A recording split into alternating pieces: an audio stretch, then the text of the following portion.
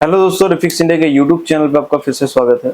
आज की वीडियो में हम बात करेंगे, हमारे पास यहाँ पर एक सेट है जो कि 32 इंचेस का है और इसमें जो कंपनी ने पैनल यूज़ करा है वो BOE कंपनी का पैनल है और ये एक लोकल ब्रांड का टीवी हमारे पास यहाँ पर देखने के लिए आया है। और इसमें जो प्रॉब्लम है सबसे पहले हम उसकी बात करेंगे। तो सबसे पहले मैं आपको यहाँ पर प्रॉब्लम दिखाता हूँ, कुछ इस तरीके की हमें इसमें प्रॉब्लम देखने के लिए मिल रही है। तो इसमें अगर आप देखोगे तो हमें यहाँ पर कुछ इस तरीके से प्रॉब्लम देखने के लिए मिल रही है। अब ये जो प्रॉब्लम है, अगर मैं यहाँ पर ऑन करके दिखाता हूँ आपको, यहाँ पर आप देख सकते हैं यहाँ पर कुछ इस तरीके से प्रॉब्लम मिल रही है। इस प्रॉब्लम को हम बोलते हैं white display plus slow motion की प्रॉब्लम हमें देखने के लिए यहाँ पर मिल रही है। अब यहाँ पर अगर आपके पास भी इस तरीके से प्रॉब्लम आती है और आप पैनल को रिपेयर नहीं कर पाते हो और आप अपने आप को अपडेट करना चाहते हो और अगर आप ट्रेनिंग लेना चाहते हो तो ऊपर दिए गए आई बटन पर क्लिक करेंगे जिससे आपको पूरी इन्फॉर्मेशन मिल जाएगी। तो सबसे पहले यहाँ पर हम बात करते हैं। अगर आप यहाँ पर देखोगे तो यहाँ पर इसमें जो कंपनी ने पैनल यूज कर रखा है वो यहाँ पर BOE कंपनी का पैनल है, जिसमें छोटा टिकोन यहाँ पर कंपनी ने यूज करा है। और इसका अगर मॉडल नंबर की बात करें तो यहाँ पर आप देख सकते हैं इसका मॉडल नंबर यहाँ पर लिखा हुआ है।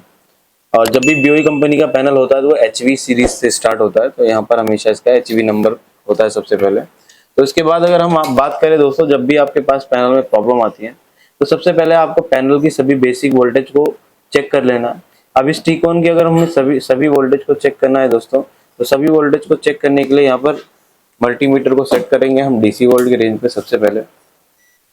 और जब भी आप कोई वोल्टेज चेक करते हो तो आपके पास मीटर एक अच्छी क्वालिटी का होना चाहिए। ऐसा ना हो कि आप मीटर से वोल्टेज चेक करें और मीटर अपने आप कोई भी वोल्टेज दिखा रहा है, क्योंकि यहाँ पर एक्यूरेसी का बहुत काम होता है।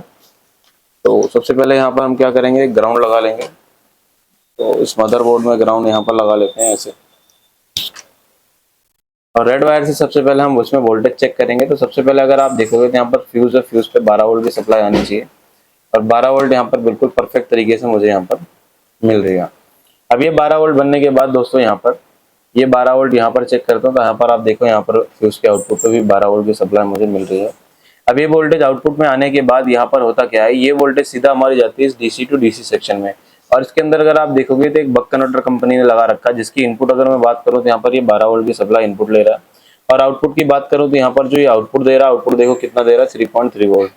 क्योंकि इसमें जो ये IC होती है 3.3 वोल्ट की IC होती है, और ये जो आपकी टिकोन IC ये भी 3.3 वोल्ट की है। और यहाँ पर जो रोम IC है, रोम IC के पिन नंबर 8 पे भी आपके 3.3 वोल्ट मिलने चाहिए। तो यहाँ पर अगर मैं चेक करता हूँ तो रोम IC के पिन नंबर 8 पे आप देख सकते हो 3.3 वोल्ट मुझे यहाँ पर परफेक्ट तरीके से देखने के लिए मिल रहे हैं। यानी कि दोस्तों अभी यहाँ पर जो वोल्टेज है 3 वोल्ट, वो एक बक कन्वर्टर बना रहा है। ज्यादातर टिकोन या PCB में क्या होता है कि ये जो बक कन्वर्टर होता है ये DC IC के अंदर ही कंबाइन होता है, जिसकी बक कॉइल बाहर लगी होती है, जिसमें हम 3 वोल्ट चेक करते हैं। लेकिन अभी क्या है कि इस टिकोन के अंदर बक कन्वर्टर बाहर दे रखा है कंपनी ने, और ये बक कन्वर्टर 12 वोल्ट की सप्लाई इनपुट ले रहा है और यहाँ से जो आउटपुट कर रहा है वो 3.3 वोल्ट आउटपुट कर रहा है। और ये 3.3 वोल्ट किसके लिए जाते हैं, 3.3 वोल्ट जाते हैं आपके टिकोन IC के लिए। और टिकोन IC के साथ साथ यहाँ पर अगर आप देखते हो तो टिकोन IC को जो वोल्टेज है यहाँ पर आप देखो 3.3 वोल्ट इसको परफेक्ट तरीके से मिल रहे हैं। टिकोन IC के पास यहाँ पर वोल्टेज जाने के बाद रोम IC के पिन नंबर 8 पे भी जाते हैं, और ये सभी वोल्टेज यहाँ पर चेक करने के लिए यहाँ पर एक टेस्टिंग पॉइंट बना है VCC 3.3। इस पे आप देख सकते हैं यहाँ पर हमारी वोल्टेज परफेक्ट तरीके से मिल रही है। अब ये वोल्टेज मिलने के बाद दोस्तों होता क्या है कि यहाँ पर ये वोल्टेज जब बन जाती है तो हमें यहाँ पर देखना होता है कि हमारे पास जो DC टू DC IC है, ये DC टू DC IC काम कर रही है नहीं कर रही, ये हमें कैसे पता चलता है। तो जैसे ही टिकोन IC एक enable voltage DC to DC IC को देती है तो DC टू DC IC अपना काम करना चालू करती है।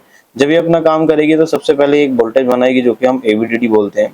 तो AVDD के लिए अगर आप देखोगे दोस्तों तो यहाँ पर हमें एक सर्किट देखने के लिए मिल रहा है, जिसमें हमें एक बूस्ट कॉइल और एक डायोड देखने के लिए मिलता है। इस बूस्ट कन्वर्टर की जो IC होती है वो इस IC के अंदर कंबाइन होती है। तो यहाँ से ये बूस्ट स्टेप अप कन्वर्टर होता है जो कि हमारा एक 12 वोल्ट लेता है और AVDD वोल्टेज को आउटपुट करता है। तो सबसे पहले अगर मैं बात करूँ इसकी इनपुट की, तो देखो इनपुट अगर मैं बात करूँ यहाँ पर तो इनपुट आप देख सकते हो कितनी वोल्टेज है, 11 वोल्ट। और आउटपुट हमें कितनी मिलनी चाहिए, यहाँ पर 12 से 20 के बीच मिलनी चाहिए। तो यहाँ पर अगर हम देखते हैं तो जो आउटपुट आ रही है वो कितनी आ रही है, 16 वोल्ट, यानी 16.5 वोल्ट के अराउंड यहाँ पर हमें वोल्टेज की देखने के लिए मिल रही है। और यहाँ पर अगर 16.5 वोल्ट की सप्लाई हमें यहाँ पर मिल रही है तो 16.5 वोल्ट मिलने के बाद होता क्या है, ये जो AVDD की सप्लाई है दोस्तों ये हमारे अलग अलग सेक्शन में जाती है। जैसे AVDD सोर्स कॉफ के अंदर जाती है और आपके गामा सेक्शन के लिए जाती है। और यहाँ पर अगर हम देखते हैं तो यहाँ पर दो चार्ज पंप सर्किट और लगे हैं, जो कि हमारे यहाँ पर डायोड लगे हैं। तो इस डायोड पे अगर मैं चेक करता हूँ तो यहाँ पर अगर इसकी इनपुट देखूंगा तो इनपुट कितना ले रहा है, देखोगे तो यहाँ पर 16 वोल्ट की सप्लाई इनपुट ले रहा है। और आउटपुट अगर मैं देखता हूँ तो आउटपुट कितना कर रहा है, यहाँ से आउटपुट करेगा ये, आउटपुट आप देख सकते हो यहाँ पर 24 वोल्ट कर रहा है। बट 24 वोल्ट से पैनल अभी काम नहीं कर रहा, तो इसके लिए एक और डायोड लगाया कंपनी ने, ये 24 वोल्ट इसको दे दिया यहाँ से। और इसने क्या करा, जो आउटपुट करेगा वो मैक्सिमम कितना वोल्ट आउटपुट करेगा, अगर मैं देखता हूँ तो यहाँ से जो इनपुट आ रहा है इस पे देखोगे 24 वोल्ट दिया यहाँ पर, और जो इसका आउटपुट लिया वो उस डायोड से इस सिरे से लिया, तो यहाँ पर जो आउटपुट आ रहा है आप देख सकते हो, इस पे आउटपुट कितना आ रहा है 31 वोल्ट, कुछ इस तरीके से। अब इसके बाद अगर हम देखते हैं दोस्तों, तो यहाँ पर आपका जो सर्किट लगा हुआ है ये आपका एक नेगेटिव के लिए होता है, VGL के लिए। तो इस पे अगर मैं यहाँ पर चेक करता हूँ तो मुझे जो वोल्टेज है तो यहाँ पर आप देख सकते हो कितनी वोल्टेज की सप्लाई हमें मिल रही है माइनस में। तो यहाँ पर आप देखोगे -7 वोल्ट की सप्लाई यहाँ पर परफेक्ट तरीके से मिल रही है। अब ये वोल्टेज मिलने के बाद दोस्तों हमें ये कंफर्म हो गया कि हमारा जो DC टू DC का सर्किट है ये प्रॉपर तरीके से काम कर रहा है। अगर DC टू DC का सर्किट प्रॉपर तरीके से काम कर रहा है तो इस कंडीशन में हमें क्या करना होता है दोस्तों, सबसे पहले अगर मैं आपको यहाँ पर दिखाऊं तो इसके अंदर अगर आप देखोगे तो यहाँ पर आपको क्या दिखाई दे रहा है, एक लेवल शिफ्टर आईसी है। और ये जो आपकी लेवल शिफ्टर आईसी है दोस्तों, ये आपके अलग अलग नंबर की होती है। तो इसके अंदर सबसे पहले हमारी VGL इनपुट चाहिए। तो यहाँ पर देखो PF लगे होते हैं और PF के द्वारा ही इसके अंदर इनपुट जाता है हमेशा। तो लेवल शिफ्टर के अगर इनपुट चेक करता हूँ तो यहाँ पर VGL वोल्टेज मुझे यहाँ पर मिल रही है -7, और इस PF पे चेक करता हूँ तो यहाँ पर मुझे VGH वोल्ट की सप्लाई मिल रही है 31 वोल्ट। यानी कि दोस्तों अभी यहाँ पर जो वोल्टेज है ये दोनों वोल्टेज ले रही है लेवल शिफ्टर। तो यहाँ से जो आउटपुट निकालेगी वो CKV की सिग्नल निकालेगी और STVP निकालेगी। STVP तो निकालेगी जितना माइनस में वोल्टेज होता है, तो -7 वोल्ट निकाल रही है हमारी STVP। और अगर हम यहाँ पर बात करें क्या बोलते हैं CKV की, तो CLK1 CLK2 लिखा है। तो CLK1 पे देखो आप 12 वोल्ट की सप्लाई है, और CLK2 पे देखता हूँ तो यहाँ पर भी 12 वोल्ट की सप्लाई है।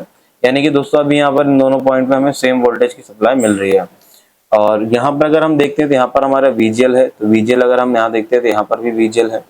और इसके बाद अगर हम यहाँ पर देखते हैं तो एक VDD 3.3 यहाँ पर देखते हैं, हमें यहाँ पर परफेक्ट तरीके से मिल रही है। VDD आने के बाद यहाँ पर एक सप्लाई है AVDD। तो AVDD अगर मैं चेक करता हूँ तो यहाँ तक तो AVDD की सप्लाई बिल्कुल ओके है। और इसमें अगर आप देखोगे तो यहाँ पर एक IC लगी हुई है जो कि हमारी एक गामा IC होती है। और इसके लिए यहाँ पर अगर हम चेक करते हैं तो जो इसकी इनपुट वोल्टेज होती है वो अगर देखते हैं तो यहाँ पर आप देखो कितनी आउटपुट कर रहा है, यहाँ से 10 वोल्ट की सप्लाई आउटपुट आ रही है। और यहाँ पर एक वोल्टेज और बननी चाहिए जो कि हमारी VCOM की होनी चाहिए। तो यहाँ पर अगर आप देखोगे तो V मिड यहाँ पर मिड लिखा हुआ है। मिड का मतलब होता है VCOM। BOE के पैनल में VCOM का जो दूसरा नाम होता है मिड होता है। तो यहाँ पर अगर मैं चेक करता हूँ तो यहाँ पर आप देखो जो वोल्टेज है मुझे यहाँ पर 4.74 के अराउंड यहाँ पर मिल रही है। और अगर ये वोल्टेज यहाँ पर बन रही है तो उसके बाद यहाँ पर कुछ गामा के रेजिस्टेंस लगे होते हैं जिन पे हमें वोल्टेज चेक करनी पड़ेगी। तो यहाँ पर अगर हम गामा के रेजिस्टेंस पर चेक करेंगे तो सबसे पहले अगर मैं बात करता हूँ तो यहाँ पर देखो GM, G2, G3, G4, G5, G6, G7, G8 ऐसे ही कुछ गामा के पॉइंट होते हैं। तो G का मतलब होता है गामा, और 1 2 यानी यहाँ पर 8 तक पॉइंट है इसमें। तो यहाँ पर अगर मैं चेक करता हूँ तो कितनी वोल्टेज है, आप देखो यहाँ पर मुझे जो वोल्टेज है कितनी मिल रही है, 16 मिली वोल्ट मिल रही है। फिर आगे चेक करता हूँ तो यहाँ पर भी मुझे जो वोल्टेज है वो कितनी मिल रही है, यहाँ पर भी देखो 16 मिली वोल्ट है। दूसरे पॉइंट पर अगर चेक करता हूँ तो यहाँ पर भी 16 मिली वोल्ट है। इसका मतलब है दोस्तों अगर आपके पास इस तरीके की प्रॉब्लम है तो इसका मतलब है कि सबसे पहले जब भी 1 से स्टार्ट होता है ये पॉइंट, तो इसको थोड़ा मैं जूम करके दिखाता हूँ। तो ये जो आपका 1 से पॉइंट स्टार्ट होता है ना, इस पॉइंट पे आपको AVDD के वोल्टेज मिलने चाहिए। जितना 16 वोल्ट है तो 16 मिलने चाहिए, 15 है तो 15 मिलने चाहिए। अगर ये नहीं मिल रहे तो यहाँ पर आपको सबसे पहले इन PF पे चेक करना पड़ेगा। तो इस PF पे भी अगर मैं देखता हूँ तो यहाँ पर भी मुझे कोई इनपुट वोल्टेज नहीं मिल रही है। अगर यहाँ पर मुझे कोई इनपुट वोल्टेज नहीं मिल रही है तो सबसे पहले मैं यहाँ पर एक अलग से सप्लाई दूंगा AVDD की। अब AVDD की सप्लाई जब मैं यहाँ पर दूंगा जंपर के थ्रू, तो उसके बाद ये यहाँ से हमारा AVDD का जो गामा सिग्नल होता है वो बनना स्टार्ट हो जाएगा, जिससे क्या है कि आपकी जो प्रॉब्लम है वो सॉल्व हो जाएगी। तो सबसे पहले अभी क्या है कि हम यहाँ पर एक जंपर लगाएंगे, और ये जंपर हम कहाँ से लगाएंगे, ये जंपर लगाएंगे यहाँ से AVDD से। आप देखोगे तो यहाँ पर AVDD वोल्टेज हमारी परफेक्ट बन रही है। तो यहाँ से एक जंपर लगा के हम डायरेक्टली अभी सेट को ऑन करके देखेंगे। तो ऑन जंपर लगाने के लिए सबसे पहले हम यहाँ पर एक पेस्ट लेंगे, और ट्वीजर से सबसे पहले मैं इसको यहाँ से जो भी यहाँ पर आपका ये पॉइंट है, टेस्टिंग पॉइंट है, इस पर थोड़ा सा पेस्ट लगाना है ऐसे। और पेस्ट लगाने के बाद इसको यहाँ पर थोड़ा सा शोल्डर करेंगे, और जहाँ पर जंपर लगाना है वहाँ पर भी थोड़ा सा पेस्ट लगा लेंगे कुछ इस तरीके से, ऐसे रेजिस्टेंस पे ही लगा देंगे, कोई दिक्कत नहीं है। तो अब यहाँ पर जंपर वायर थोड़ा सा लेते हैं हम, जो जंपर वायर हमें लगाना है, तो पतला जंपर वायर आप यूज़ कर सकते हैं कुछ इस तरीके से। तो ये रोल आता है आपका दोस्तों, तो इसको हम यहाँ से थोड़ा सा पहले शोल्डर करेंगे, क्योंकि जब भी आप शोल्डर करते हैं तो फिनिशिंग से काम करना है, जिससे काम आपका परफेक्ट हो। तो यहाँ पर अभी क्या है कि हम यहाँ पर आयरन से इसको शोल्ड करेंगे, और देखते हैं क्या कंडीशन रहती है। अगर कंडीशन फिर भी सेम है तो फिर हमें हो सकता है कि कॉफ को भी चेक करना पड़े, क्योंकि अगर कॉफ आपकी बर्न होगी दोस्तों, तब भी यहाँ पर क्या है कि आपकी वोल्टेज ड्रॉप होगी, तब भी इस तरीके की सिचुएशन आपको मिल सकती है। तो सबसे पहले अभी क्या है कि यहाँ पर हमें एक जंपर लगा के ही चेक करना पड़ेगा।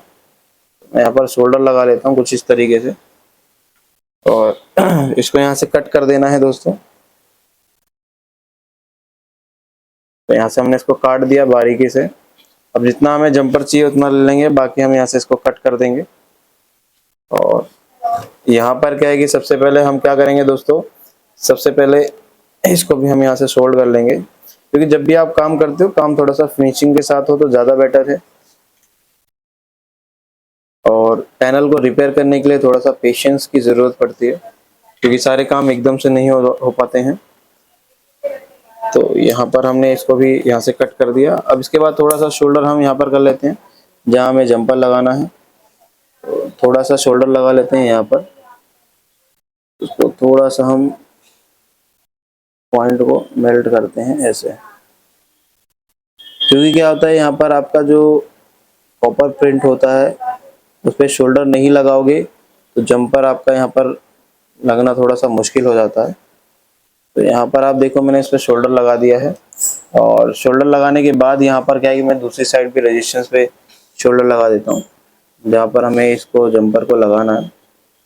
तो कुछ इस तरीके से हम यहाँ पर इसको शोल्ड कर देते हैं कुछ ऐसे। इस रेजिस्टेंस पे भी हम जंपर लगा के देखेंगे। तो एक बार हम अभी क्या है कि इसकी एक कंटिन्यूटी चेक कर लेंगे। एक कंटिन्यूटी चेक करते हैं कि इसका जो प्रिंट है क्या वो इस पीएफ से जुड़ा हुआ है या नहीं।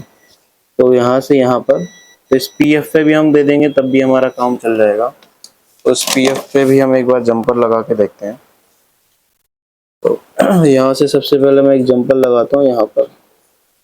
ये मैंने एवीडीडी के टेस्टिंग पॉइंट पे जोड़ दिया, इसको कुछ इस तरीके से जोड़ना है।